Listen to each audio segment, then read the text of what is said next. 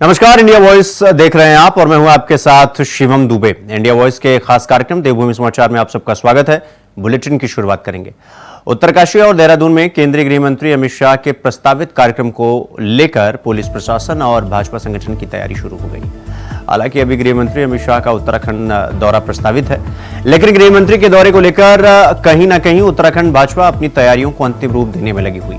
भाजपा प्रदेश महामंत्री आदित्य कोठारी का कहना है कि गृह मंत्री अमित शाह 13 अक्टूबर को एक दिन का उत्तराखंड दौरा प्रस्तावित है, जहां उत्तरकाशी में वाइब्रेंट विलेज के कार्यक्रमों और वहां चल रही योजनाओं की जानकारी लेंगे और देहरादून में नए कानून और साइबर क्राइम की चुनौतियों पर चर्चा करेंगे।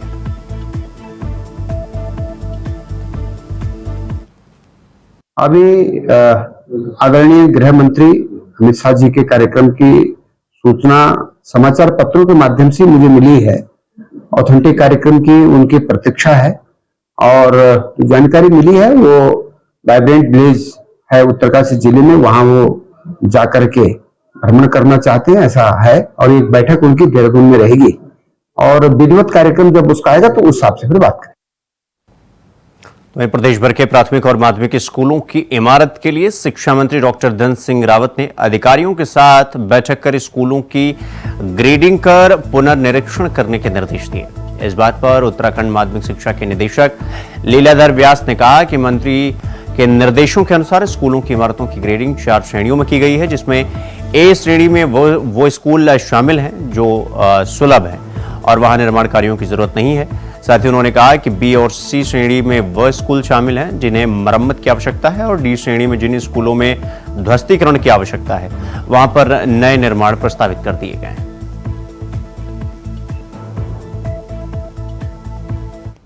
इसमें जो माननीय मंत्री जी के निर्देश हैं उनके निर्देशों के अनुसार स्कूलों को 4 कैटेगरी में विभाजित किया गया है। एक ए कैटेगरी के विद्यालय हैं जहां निर्माण की आवश्यकता नहीं है और जहां भवन हमारे सुलभ है।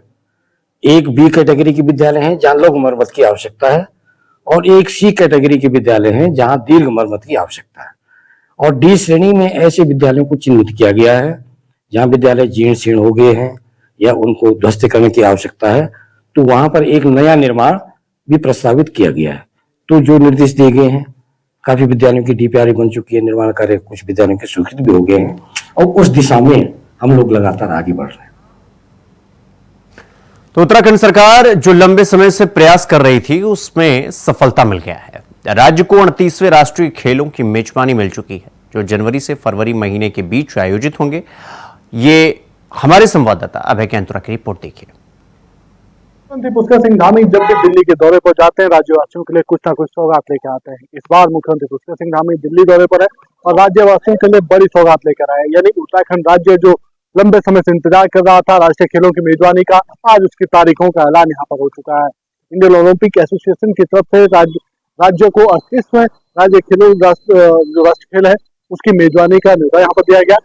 जनवरी से फरवरी माह के बीच में राष्ट्रीय खेलों का आयोजन यहाँ पर होगा। जो 38वें राष्ट्रीय खेल यहाँ पर होंगे उसके लिए उत्तराखंड पूरी तरीके से तैयार है। ये कहा जा सकता है कि प्रशासन और सरकार की तरफ से, खेल विभाग की तरफ से जो प्रयास लगातार यहाँ पर किए गए तो उसके सफल परिणाम रहे कि अब उत्तराखंड को इसकी राष्ट्रीय खेलों की मेजबानी का आमंत्रण यहाँ पर मिल चुका है। जो काम यहाँ पर धरातल पर होना चाहिए था राष्ट्रीय खेलों की मेजबानी के लिए, उसका 80% से ज्यादा काम यहाँ पर पूरा हो चुका है। उम्मीद है कि तय समय से पहले वो सभी काम भी पूरे यहाँ पर कर ले जाएंगे और उत्तराखंड आने वाले दिनों में ये कह सकते हैं कि राष्ट्रीय खेलों की मेजबानी करेगा, जो उत्तराखंड के नौनिहालों के लिए, उत्तराखंड की प्रतिभाओं के लिए एक बड़ा मंच यहाँ पर प्रदान करने का काम करेगा। कैमरामैन अभय कैंतुरा, इंडिया वॉइस, देहरादून। वहीं दशहरा के त्योहार को मद्देनजर रखते हुए एसएसपी जया बलूनी ने कोटद्वार थाने में बैठक ली और बैठक में शहर के गणमान्य व्यक्ति और नगर निगम जल संस्थान भी मौजूद रहे। त्योहार पर व्यवस्था बनाए रखने और शांतिपूर्ण ढंग से मनाने की अपील की।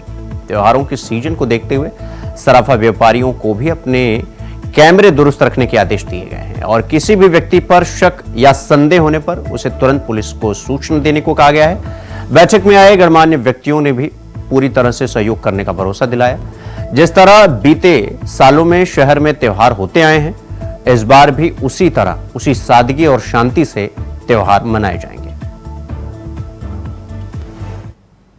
कोटद्वार में दशहरे के संबंध में जो आगामी त्यौहार है उसके संबंध में मीटिंग ली गई थी। इसमें सभी जो विभाग हैं उनको भी समन्वय के लिए बुलाया गया था और साथ ही जो दशहरा कमेटी जो विभिन्न यहाँ पर होती हैं 3 दशहरा उनको भी बुलाया गया था। तो इसमें जो भी था अन्य विभागों की तरफ से जो भी कार्य होना है उसके संबंध में भी बताया गया है विभागों को, जैसे बिजली विभाग, जल संस्थान, नगर निगम उनके द्वारा भी, और साथ ही जो हमारी ड्यूटी है उसके संबंध में भी इनको बताया गया है। और आपसी समन्वय के साथ अच्छा त्यौहार रहे, इसी के संबंध में ये वाली जो मीटिंग थी बुलाई गई थी। तो नवरात्रि महोत्सव और आगामी त्योहारों को लेकर हरिद्वार पुलिस प्रशासन पूरी तरह से सजग है। शहर में इन दिनों जगह जगह पुलिसकर्मी तैनात किए गए हैं। हरिद्वार एसएसपी प्रमेंद्र डोभाल ने बताया कि गश्त के दौरान मनचले लड़कों, 2 पहिया वाहन चलाने वाले नाबालिगों, तेज गति से वाहन चलाने वालों, अधिक ध्वनि में लाउड स्पीकर बजाने वालों और आपराधिक प्रवृत्ति के लोगों पर पुलिस कड़ी नजर रखी हुई है। सभी को पहले ही समझाया जा रहा है।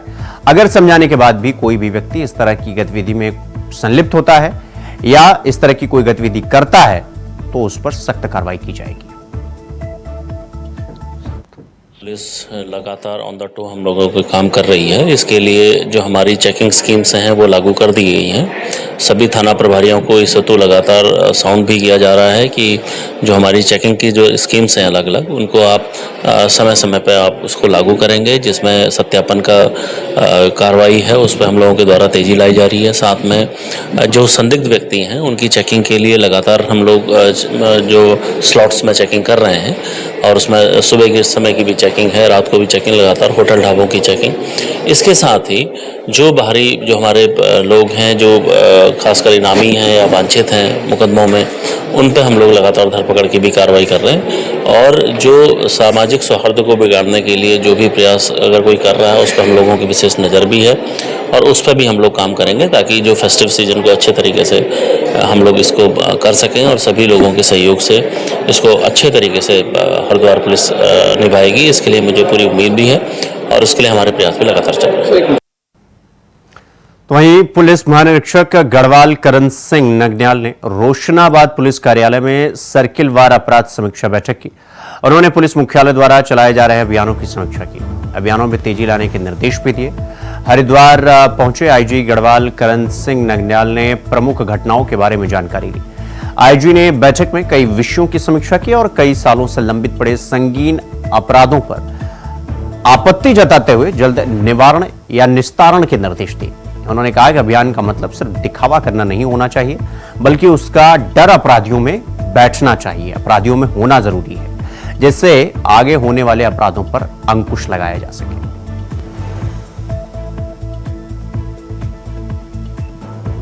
एक ड्राइव चल रहा है हमारे द्वारा अपराधों के वर्कआउट का अनावरण हेतु, साथ ही जो वांटेड चल रहे हैं उनकी गिरफ्तारी हेतु और जो इनामी बदमाश है उनके गिरफ्तारी हेतु यदि पकड़े नहीं गए तो इनामों की उसमें संख्या में वृद्धि किया जाए, ये इसको लेकर इसका जो समीक्षा की जा रही है। साथ ही जो विवेचनाएं हैं जो लंबे समय से हमारे जो अभी तक लंबित है उसका निस्तारण शीघ्र किया जाए, इसकी जिम्मेदारी फिक्स की जा रही है, जिसके द्वारा भी इसमें अनावश्यक बिना किसी रीजन के, बिना किसी कारण के यदि समयबद्ध ढंग से निस्तारण नहीं किया जाता तो उसके प्रभारी के खिलाफ कार्रवाई की जाएगी। वहीं हल्द्वानी के कमलुआ गांजा क्षेत्र के रामलीला मैदान में हुए वकील उमेश नैनवाल हत्याकांड में पुलिस ने खुलासा किया है और यह बताया कि हत्याकांड में शामिल आरोपी दिनेश नैनवाल को गिरफ्तार कर लिया गया है। पूछताछ में आरोपी ने बताया कि दोनों के बीच जमीन का विवाद था, देर रात उसे गिरफ्तार कर लिया गया। आपको बता दें कुछ दिनों पहले वकील उमेश नैनवाल की हत्या गोली मारकर दी गई थी और पुलिस ने मामले का खुलासा करते हुए आरोपी को गिरफ्तार कर लिया है, जिसे पुलिस न्यायालय में पेश करने की तैयारी में जुट गई।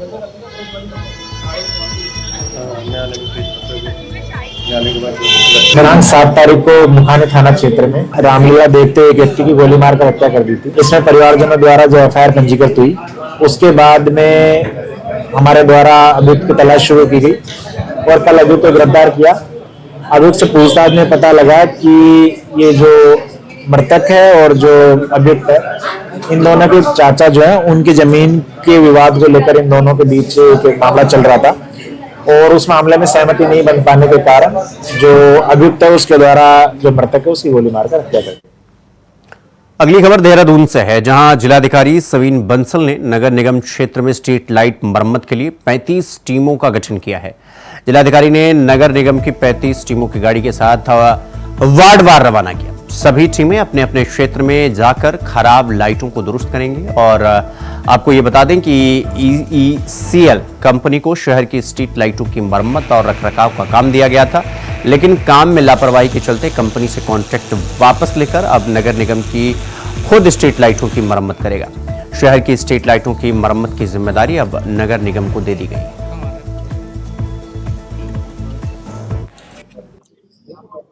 पिछले 7-8 वर्षों से O&M का कार्य एज पर मैंडेट नहीं चल रहा था।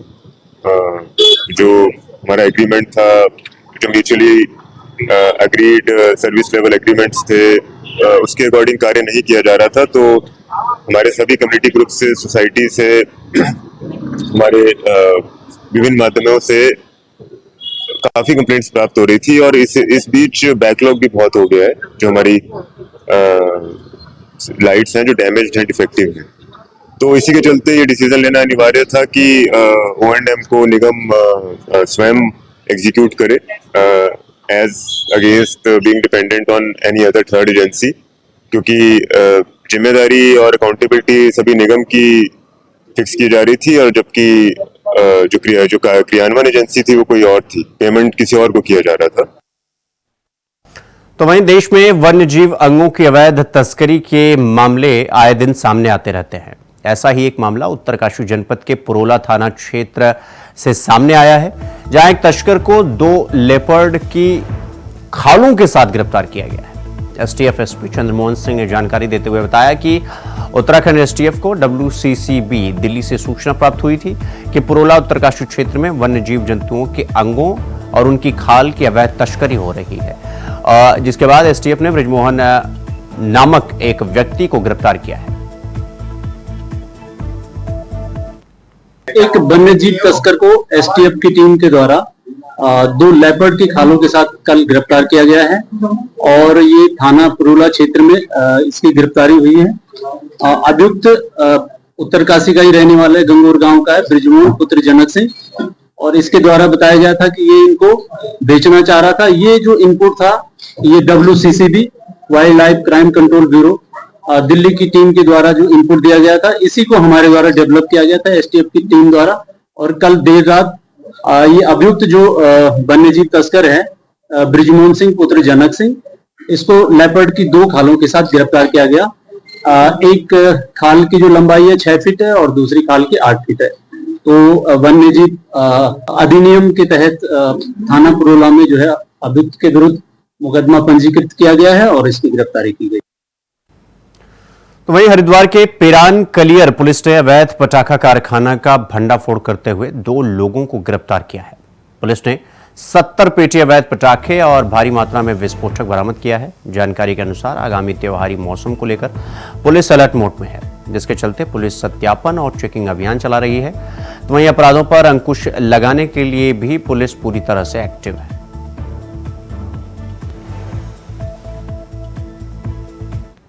कलियर थाना क्षेत्र में धनौरी पुलिस चौकी के पास में ये एक सूचना हमें प्राप्त हुई थी थाना पुलिस को कि इस समय पटाखों के सीजन में एक फैक्ट्री में अवैध तरीके से पटाखे बनाए जा रहे हैं। इसमें तत्काल पुलिस के द्वारा जब कार्रवाई की गई तो करीब 100 किलो से ऊपर 100 किलो से ऊपर जो हमारा एक्सप्लोजिव जो सामग्री है वो हमें बरामद हुई। करीब 70 पेटी के ऊपर जो बना हुआ इनका माल था, जो बना हुआ जो हमारा विस्फोटक पदार्थ है वो पुलिस के द्वारा बरामद किया गया और इसमें 2 अभियुक्तों को अभी तक पकड़ा जा सका है। बाकी इसमें और भी लोग जो सम्मिलित हैं उसके खिलाफ पुलिस की कार्रवाई की जा रही है। देखिए, पुलिस लगातार सत्यापन का अभियान चला रही है और इसमें इस सत्यापन अभियान के ही तहत ये कार्रवाई आज की गई है। इसमें और भी जैसे जैसे आगे समय बढ़ेगा हम इस कार्रवाई को और इंटेंस करेंगे और जिसमें जो भी लोग इसमें सम्मिलित हैं या इस तरीके की कोई अवैध गतिविधियां पाई जाती हैं उसमें सख्त कार्रवाई की जाएगी। तो वहीं हरिद्वार के श्यामपुर कांगड़ी में बिना डॉक्टर के अस्पताल चलाने पर स्वास्थ्य विभाग हरिद्वार की टीम ने 2 अस्पताल संचालकों पर 50,000 रुपए का जुर्माना लगाया। इसके साथ ही 2 कथित बंगाली डॉक्टरों के क्लिनिक भी बंद करा दिए गए। इसके अलावा एक महिला चिकित्सक को नोटिस जारी किया गया है। एसीएमओ डॉक्टर अनिल वर्मा ने शिकायत मिलने के बाद टीम के साथ श्यामपुर क्षेत्र के निजी अस्पतालों में छापेमारी की। टीम ने बताया कि श्यामपुर कोंगड़ी हाईवे पर नवजीवन अस्पताल में कोई चिकित्सक नहीं मिले। इसके अलावा अस्पताल में कई अन्य अनियमितताएं भी मिली। इस अस्पताल संचालक पर 50,000 रुपए का जुर्माना लगाया गया है और अस्पताल को बंद करवा दिया गया है। श्यामपुर क्षेत्र में इधर बीच हमारे द्वारा थोड़ा सा मैसेज मिला था वहाँ पर कार्रवाई करने के लिए कि वहाँ पर कुछ लोग जलाछा प्रैक्टिस कर रहे हैं और उनके क्लिनिक की जांच की गई, जिसमें 4 क्लिनिक पाई गई है और उनमें 2 को नोटिस जारी किया गया है और 2 को 50,000 रुपये का जुर्माना लगाया गया है। सर किस तरह डिग्री नहीं है और जो है अवैध रूप से अपना संचालन करने के लिए मेरी जो हमारे नोडल हैं क्लिनिकल इंस्टीट्यूट के पूरी टीम के साथ समय समय पर जहाँ मैसेज मिलता है और खुद अपने स्तर पर भी निरीक्षण करते रहे। हमारी टीम जो है लालढांग तक गई थी, यहाँ से सबसे दूरस्थ क्षेत्र माना जाएगा और वहाँ भी यही चीज सब जांच की जा रही है कि कोई भी ऐसा हमें क्लिनिक या हॉस्पिटल नहीं चाहिए जहाँ पर बिना डिग्री के कोई इलाज होता हो। तो वहीं पैगंबर मोहम्मद के खिलाफ कथित तौर पर आपत्तिजनक टिप्पणी के लिए यति नरसिंहानंद पर कार्रवाई कराने और गिरफ्तारी की मांग को लेकर जमीयत उलेमा उत्तराखंड के पदाधिकारियों और हरिद्वार के मुअज़्ज़ज़ लोगों की ओर से हरिद्वार के जिलाधिकारी और एसएसपी को राष्ट्रपति के नाम एक ज्ञापन सौंपा गया है, जिसमें यति नरसिंहानंद के खिलाफ कार्रवाई और धर्मगुरु या पैगंबर पर टिप्पणी को लेकर देश में कड़ा कानून बनाए जाने की मांग के साथ ही हरिद्वार में पिछली बार दी गई हेट स्पीच के मामले दर्ज हुए और इस मुकदमे में जेल जाने के बाद यति को सुप्रीम कोर्ट से सशर्त जमानत को खारिज कर जेल भेजने की मांग भी की गई।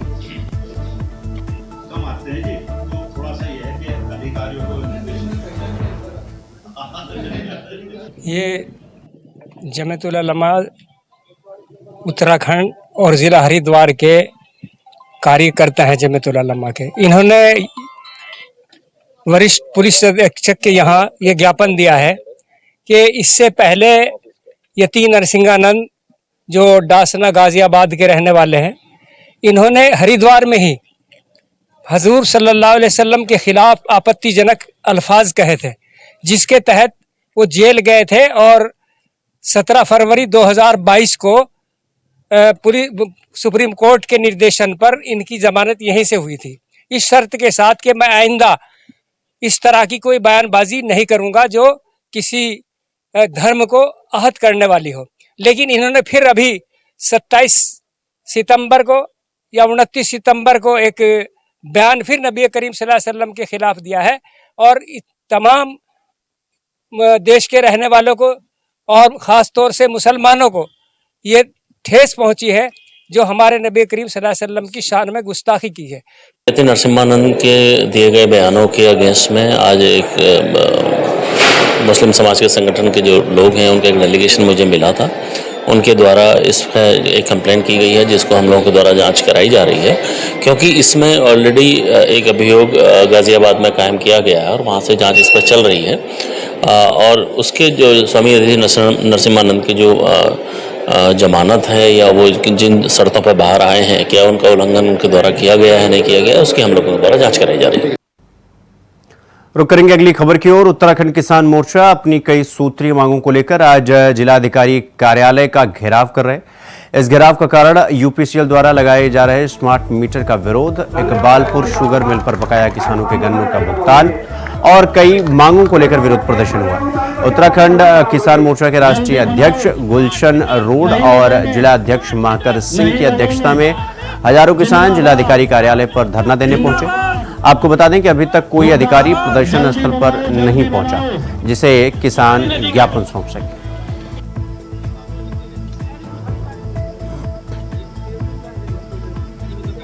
हम सभी इंसान हैं तो मानवीय पहलू को सर्वोपरि रखें। तो देहरादून के इनामल्ला बिल्डिंग के एक रेस्टोरेंट में तंदूरी रोटी पर थूकने का मामला सामने आया है। मौके पर पहुंची पुलिस अब मामले की जांच में जुट गई है। फिलहाल जिस तरह से एक कारीगर दुकान में रोटी को सेकने के पहले थूकता हुआ नजर आ रहा है, उसका वीडियो सामने आया है। उसको लेकर तरह तरह की चर्चाएं चल रही हैं। पुलिस पूरे मामले की जांच पड़ताल करने में जुटी हुई है। पुलिस ने मकान के सीसीटीवी कैमरे की डीवीआर को भी अपने कब्जे में ले लिया है। आपको बता दें कि राजधानी देहरादून में इनामुल्ला बिल्डिंग के पास ये रेस्टोरेंट है जहां से ये मामला सामने निकल कर आया है।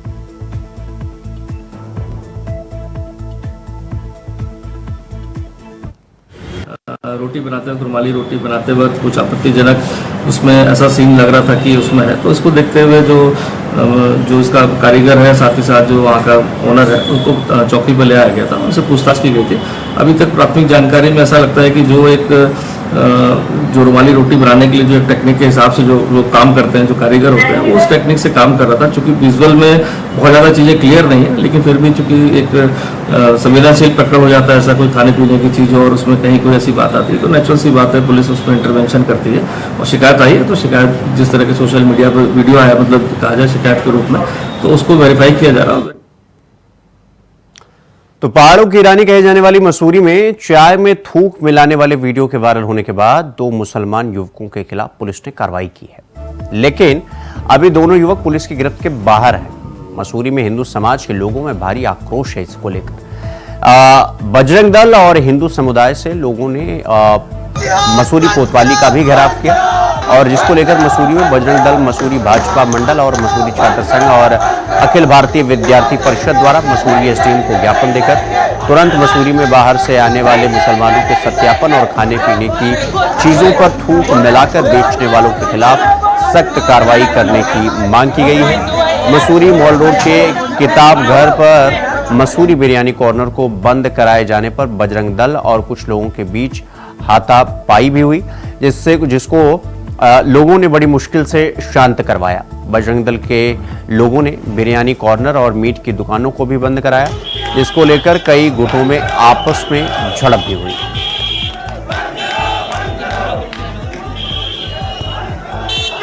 और जो थूक जिहाद का जिस तरह का मामला सामने आया है, तो निश्चित ही सभी संगठनों द्वारा, बजरंग दल द्वारा, भारतीय जनता पार्टी द्वारा, छात्र संघ द्वारा, विद्यार्थी परिषद द्वारा और सभी सामाजिक संगठनों द्वारा जो है इसका विरोध किया जा रहा है। और ये मांग की जा रही है कि आने वाले समय पे सभी जगह वेरिफिकेशन हो, लोग जो यहाँ पे रह रहे हैं, कहाँ से आए हैं, क्या करते हैं, क्या इनका बिजनेस है, क्या इनकी सोर्स ऑफ फंडिंग है।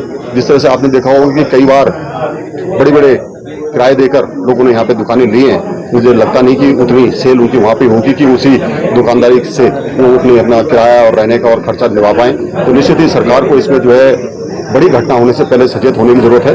अभी कोतवाली में भी सबने ज्ञापन दिया था और वहाँ पर भी जो कोतवाल साहब थे, उनके जो प्रतिनिधि थे, उनके द्वारा आश्वासन दिया गया कि हम बहुत जल्दी ऐसा वेरिफिकेशन निकालेंगे। हमारा कहना यह है कि जितने भी स्लम्स हैं, जहां पर भी है, चाहे वो किसी भी कम्युनिटी का हो, सबका वेरिफिकेशन होना चाहिए कि कौन व्यक्ति यहाँ पे रहता है, कौन क्या काम करता है, और वो जो उसकी आइडेंटिटी है, उस आइडेंटिटी का भी वेरिफिकेशन होना चाहिए। क्योंकि जानने में ये भी आया है कि जो आइडेंटिटी कार्ड और जो आधार कार्ड और अदर चीजें जो उन्होंने बनाई है वो भी फर्जी है। मसूरी के बजरंग दल के अध्यक्ष व सदस्य अन्य व्यक्ति आए और इनके द्वारा ज्ञापन दिया गया है कि माल रोड पर स्थित कुछ दुकानों के बारे में, जिसकी जो है विधिवत रूप से विधिक जांच कराई जाएगी और नियमानुसार कार्रवाई की जाएगी। पूरी शायद हिमांशु बिश्नोई जी, उन्होंने वीडियो डाला है, आप देख सकते हैं कि उसमें साफ दिखाई दे रहा है कि उसमें थूकते हुए नजर आ रहे हैं। और ये एक बार नहीं, न जाने कितनी बार हुआ होगा। मसूरी पर्यटन क्षेत्र है और इस प्रकार की घटनाएं होना मसूरी की छवि खराब करना है। आज अखिल भारतीय विद्यार्थी परिषद, भारतीय जनता पार्टी, बजरंग दल, सभी दलों ने यहाँ पर इसके विषय में जो ज्ञापन दिया है, इस ज्ञापन में हमारी मांग है कि इस तरीके के जो लोग हैं,